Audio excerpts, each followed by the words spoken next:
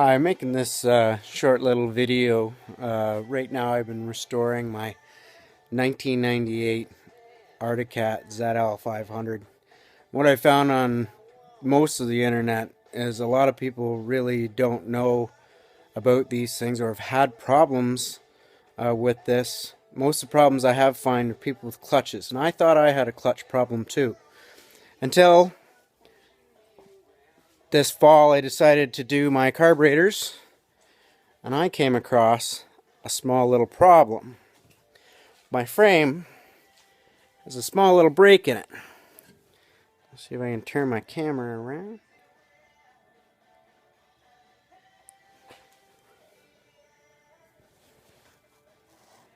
Right there's a break in the weld, is what we noticed.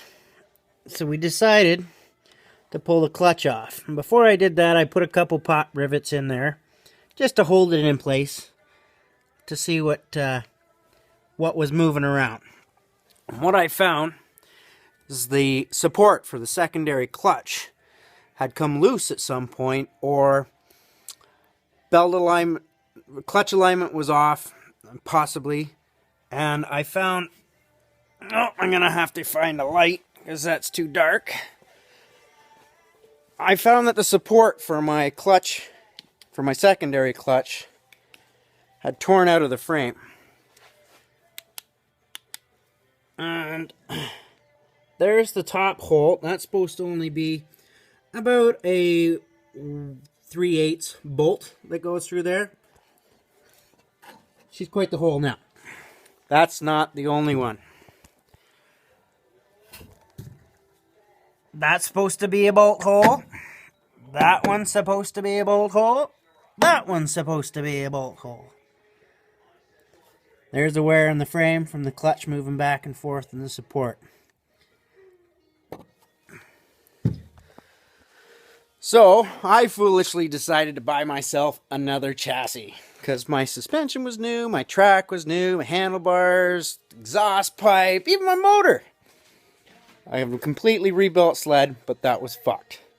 So, while I was deciding to rebuild this chassis, I also come across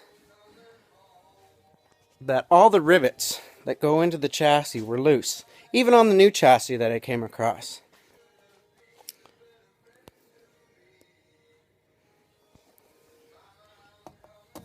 Now it's frozen right now, you can't move it. But all the heat exchangers, rivets, and all the rivets along the top of the tunnel were extremely loose. When I got the new chassis, I decided I would drill out some of these rivets that were loose on my old one. And I've decided to put backers on all the points. I even put a couple extra rivets and had my chassis welded by an aluminum welder here and on the other side over here, because this side wasn't even welded at all on either chassis. That would have been real nice to find after I rebuilt this sled, and yeah, it's junk. So tomorrow my engine goes in. Hopefully I can go riding, because there's about 8 inches of snow around here. I'd like to thank my local cycle salvage, the Cat Shack, for supplying me with just about every part that I've needed for this sucker. New belt, reverse. I'm even installing a primer like the old school Skidoos. So what I find when you're up north, even the choke doesn't really start it that well.